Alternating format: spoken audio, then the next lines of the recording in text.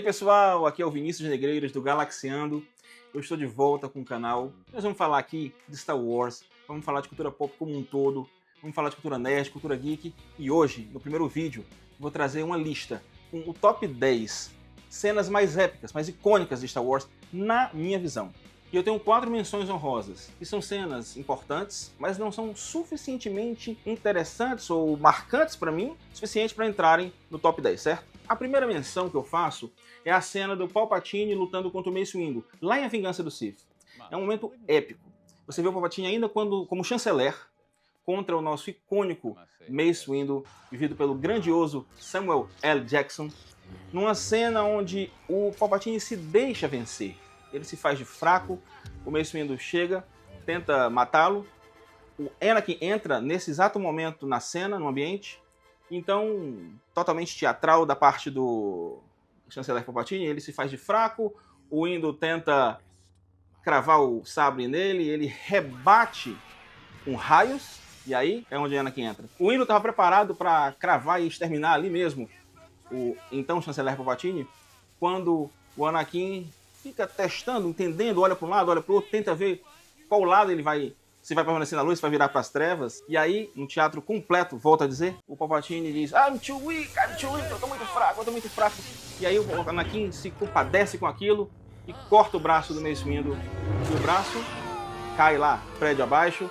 E aí, completando todo o trabalho, tudo que estava acontecendo, o nosso grande chanceler Palpatine, o grande Darth Sidious, joga os raios, diz Unlimited Power! E joga lá todo o raio e o nosso grande Mace Windu cai prédio abaixo. E foi isso o Mace Windu. Isso vale dizer, é algo que a gente tem que entender. Será que o Mace Windu morreu de verdade? O Samuel Jackson sempre brinca com isso nas redes sociais. Ele pode voltar um dia? Tá morto? Perdeu seu braço? Tá vivo? Ninguém sabe. A segunda menção honrosa é o Palpatine, de novo ele, só que lá em Retorno de Jedi, no episódio 6, contra o Luke, querendo emular de novo a situação, fazer o Luke se tornar de novo, como fez com o Anakin, alguém pro lado negro e da luz pro lado negro, mas Luke resiste. Luke resiste e não só resiste, ele consegue trazer o pai, Darth Vader, de novo pro lado da luz, tornando-se ele de novo o Anakin. Quando ele resiste, o pai, né, com as palavras que ele profere e tudo mais, o pai se compadece e joga o nosso grande Imperador Palpatine vala abaixo. Ele cai e morre. Só que lembrando, ali Darth Vader era muito mais máquina que homem. E por isso mesmo, ele fica frágil, fragilizado, e conversa com o Luke no final. Quando ele conversa com o Luke, ele tem os momentos mais bonitos, eu acho, de todo Star Wars, quando ele diz, diga para sua irmã que ela estava certa, né, sobre tudo, sobre a possível redenção, que ele ainda tinha salvação, que ele podia virar para o lado da luz ainda, tornar-se Anakin de novo, e de fato ele se torna. Então é uma cena que vale a menção.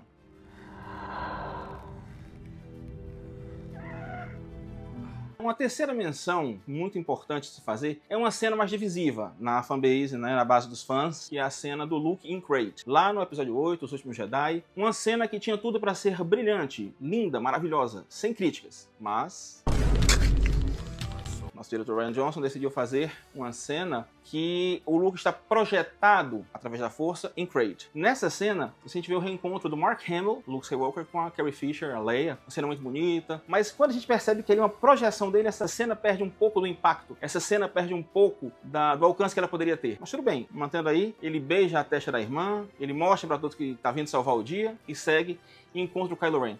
Quando ele encontra o Kylo Ren, o Kylo não consegue entender porque ele não consegue atingir o tio, ele não consegue causar nenhum dano no tio. Isso é porque, de novo, a gente sabe, né? Ele estava projetado lá através da força. No final, já bem fraco, porque a projeção consumia a força dentro dele, as energias dele. Ele diz, see you around, kid. Tipo, meio que, te vejo por aí, garoto. See you around, kid.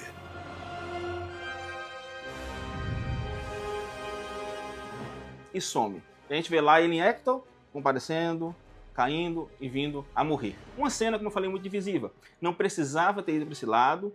Eu acho que seria muito mais interessante a gente ter o próprio Luke Skywalker ali, fisicamente falando. Teria sido bem mais interessante, mas foi a escolha do diretor, a gente respeita. Acho que a cena é interessante, mas mantém-se somente como uma menção mesmo.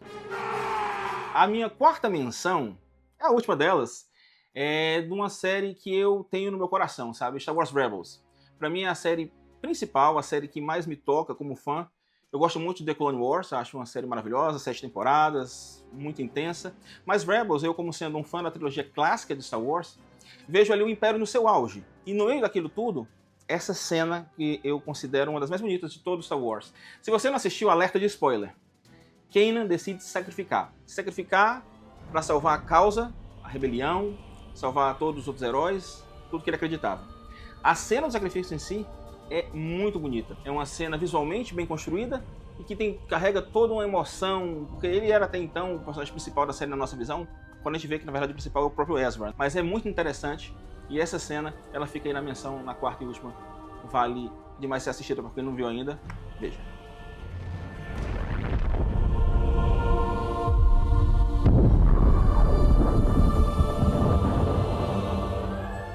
Nós vamos agora para o nosso top 10. Em 10º lugar, a batalha de Ahsoka contra Anakin Skywalker na série Ahsoka, primeira temporada. É uma batalha que a gente de muito tempo queria ver. Veja que já teve sendo retratada essa batalha entre Ahsoka e Darth Vader, no caso lá em Star Wars Rebels, mas dessa vez nós temos o Anakin Skywalker interpretado pelo Hayden Christensen. A interpretação do Hayden Christensen ali, visualmente, do Anakin Skywalker, contra a Ahsoka em live action. Não animação, mas em live action. E essa cena que acontece no Mundo Entre Mundos, World Between Worlds, uma cena que nós temos o mestre contra a aprendiz. A gente se pergunta quando está vendo, seria ali um fantasma da força do Anakin? Seria uma imaginação, uma projeção na cabeça da Ahsoka, do próprio Anakin? O que acontece exatamente? A gente não tem nem a certeza exata.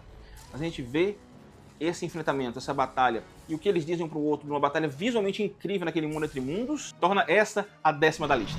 Em 9º lugar, algo que para muitos foi um momento acalorado, vendo Harrison Ford de volta como Han Solo, Chewbacca ali de novo, é lá na trilogia sequel, do episódio 7, The Force Awakens, Por Despertar da Força, a cena em que o Han Solo e o Chewie entram de novo na Millennium Falcon, que eles não viam há muito tempo. Han Solo diz, Chewie, we're home. Chewie, estamos em casa. We're home. Essa cena, a Rey e o Finn lá embaixo, a Desiree e o John Boyega ali embaixo, na própria nave, você via o novo, o velho, tudo junto, perspectiva de engrenar numa trilogia totalmente nova e ir para um caminho totalmente novo. Não foi bem assim, a gente tem várias coisas a se debater sobre, dividiu muito a base dos fãs. Na minha humilde opinião, tem muita coisa que poderia ter sido feita diferente. Nessa cena, então, eu acredito que pode trazer quase que uma unanimidade. Eu acho que tantos fãs que gostaram como não gostaram da sequel trilogy, com certeza gostam desse momento do Chewie, we're home. O 8º momento épico pra mim é na série Andor, primeira temporada, quando o Andy Serkis, ator que vive o Kino Loy, que é uma espécie de líder da prisão, ele é prisioneiro e ele se faz líder do movimento para tentar libertar os prisioneiros, junto com Cassian Andor, vivido pelo Diego Luna, o principal, protagonista da série, e eles fazem toda uma insurreição, um movimento, e essa insurreição vai crescendo, vai surgindo, vai seguindo, e no momento em que eles todos estão prontos para escapar, o Kino Loy chega e diz, I can't swim. Can't swim. Que a única forma de escapar da prisão era nadando. Era pulando no mar e nadando. E ele não sabia nadar. Essa cena, ela me pegou de um jeito, do jeito que era tocada a música, como ela foi construída, ele não conseguiu escapar. Ele organizou tudo, mas ele foi o único, um dos únicos, que não conseguiu escapar por não saber nadar.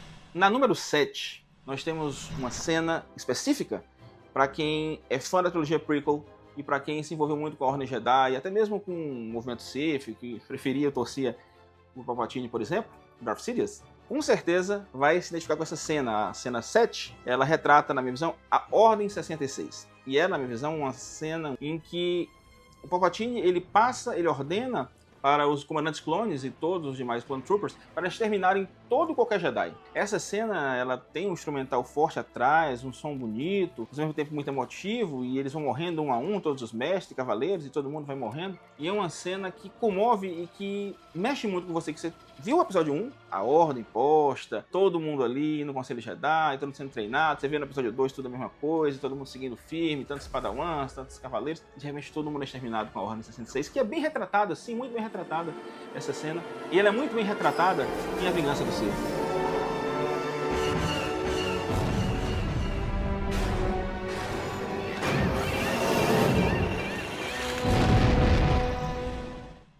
Indo agora para o universo das séries, com o número 6, em Mandaloriano, ou The Mandalorian, segunda temporada, nós temos aqui o Luke Skywalker. Ele salva o dia. Mais uma vez, Luke salva o dia. Ele costuma salvar o dia sempre, né? Isso é uma coisa boa. Eu acho legal, é uma marca do personagem. Ele salva o dia no episódio 4, lá em Nova Esperança, quando ele explode a Death Star. ele salva o dia quando ele chega lá em Império Contra-Ataca na Cidade das Nuvens, ele salva o dia em Retorno de Jedi, enfrenta o Imperador e consegue trazer de volta o Darth Vader pro lado da luz, ele salva o dia em Crate lá, em Os Últimos Jedi, de certo modo, mesmo com projeção da força, e ele salva o dia aqui, no seu Prime, né, como Cavaleiro Jedi, ou Mestre Jedi, que seja, em seu momento mais forte, mais firme, ele tá muito bem, tá novo, tá jovem, e ele é feito com a ajuda do Mark Hamill, mas também com a ajuda de computação gráfica e tudo, e fica muito bem retratado, e digo a vocês, nós tínhamos todos os nossos heróis, Grogu, Mando, Bo-Katan, Cara Dune, todos estavam ameaçados. Os Dark Troopers estavam chegando, eles são muito fortes, são muito poderosos. E eles iam exterminar todos, ou prender todos, nós não sabemos. Mas Luke chega para salvar o dia.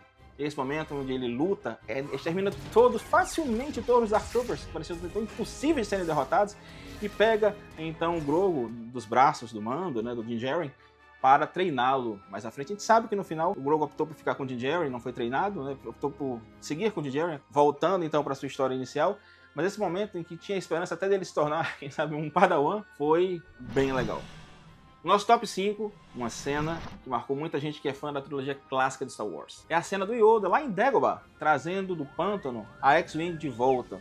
Ele já vem velho, cerca de 900 anos, idoso, fraco, mas se utilizando da força, consegue erguer sempre a trilha bonita de John Williams atrás, ele consegue erguer a X-Wing, e o Luke totalmente desacreditado, achava que aquele velhinho não ia conseguir fazer nada, e ele prova que acreditando na força, né, conectado com a força, tudo é possível. E serve até para o nosso dia a dia, os ensinamentos que Star Wars passa, e esse é um deles, serve para o nosso dia a dia sempre acreditar em algo maior. E ele não podia ficar de fora do top 5, porque um momento como esses, com o Yoda, o Luke e a força, tem que estar aqui, tem que estar dentro desse top 5, mesmo que na quinta posição.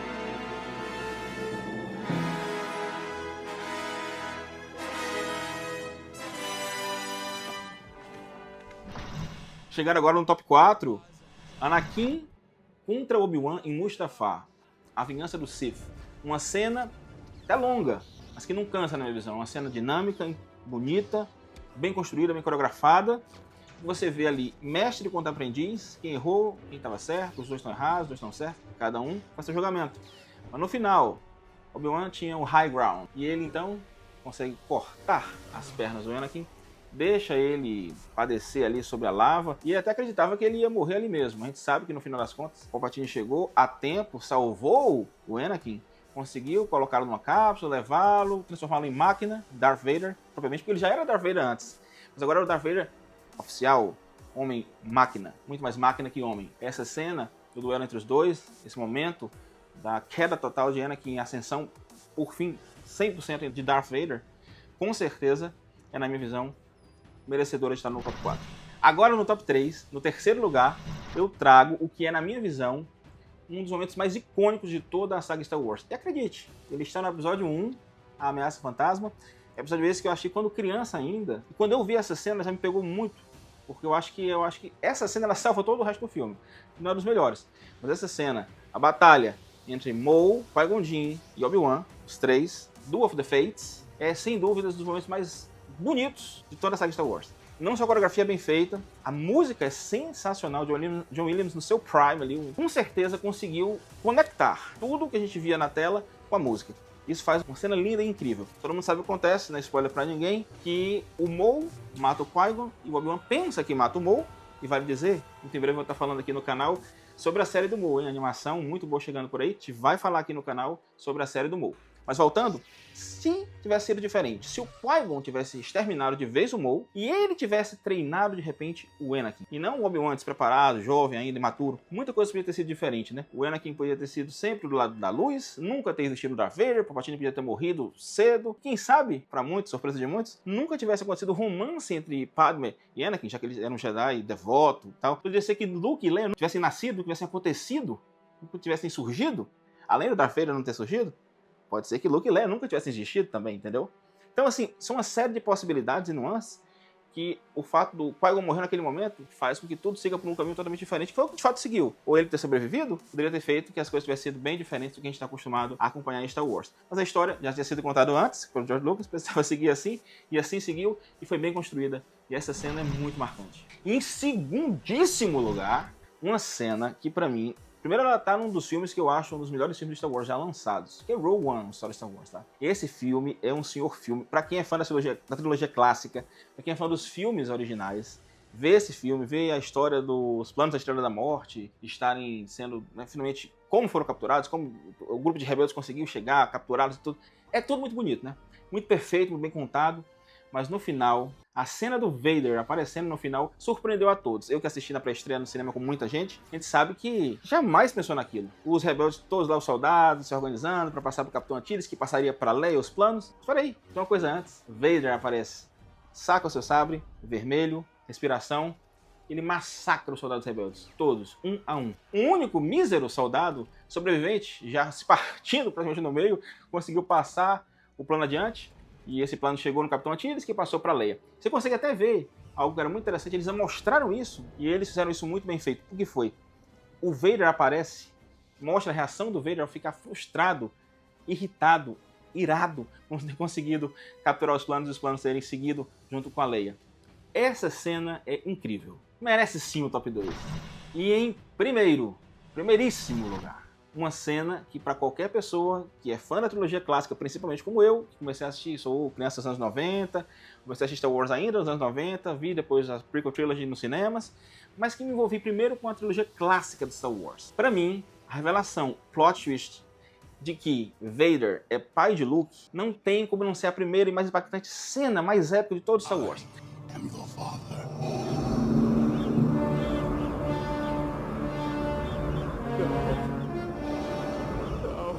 Eu fico pensando nas pessoas, sabe, imaginando as pessoas que estavam indo ao cinema naquele ano de 1980, no Brasil, fora, no Brasil, Estados Unidos, onde fosse. Pessoas que estavam indo assistir pela primeira vez aquele filme e viam aquela cena, aquela revelação, que não fazia o menor sentido de primeiro momento, e a gente foi entendendo, compreendendo o que aquilo ali significava, né? Inclusive, eu sei de ver documentários e histórias que o próprio George Lucas, que era muito safo naquela época, muito ligado, quem fazia a voz do Darth Vader era o James Earl Jones, né? Que é a voz do Mufasa, por exemplo, lá no original, no Lion King. E ele não gravou de primeiro a voz, claro, ele gravou depois. Ou seja, o cara que fazia o Darth Vader por trás da máscara, né? O David Prowse, falava meio que uma das cenas era Obi-Wan é seu pai. Uma das coisas que ele dizia, né? Para confundir a produção, para não entregar de cara. E a gente sabe de ver documentários, ler histórias, que inclusive parte da produção, quando viu o filme pronto, se surpreendeu com a revelação de que o Darth Vader era de fato o pai do Luke, né? Então o George Lucas protegeu aquilo a 7 chaves. Embora naquela época não tivesse internet, vale dizer que nós tínhamos tabloides, jornais, revistas sensacionalistas que queriam a todo custo jogar aquelas conversas ali e dar um furo do filme e fazer alguma coisa que pudesse quebrar a magia antes de fato do filme estrear, entende? E aquela revelação não foi vazada. E com isso, a gente conseguiu saber no cinema. Quem estava vivo na época, não era o meu caso. E quem viu em VHS, que foi o meu caso, ou depois DVD, em streaming e tudo mais, teve com certeza o mesmo impacto forte, se não tomou spoiler antes, claro.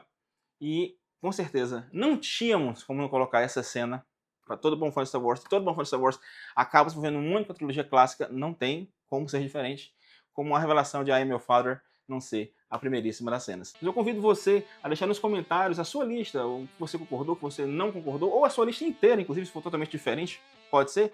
Aí nos comentários vamos discutir, vamos conversar, vamos comentar uns com os outros. E eu tô sempre lendo todos os comentários, tô sempre lendo tudo, vendo e vou interagir com vocês a partir de então, mais do que antes. Vamos fazer lista, vamos dar análise, vamos fazer unboxing, tudo que vocês tiverem curiosidade. Pode mandar também sugestões, hein?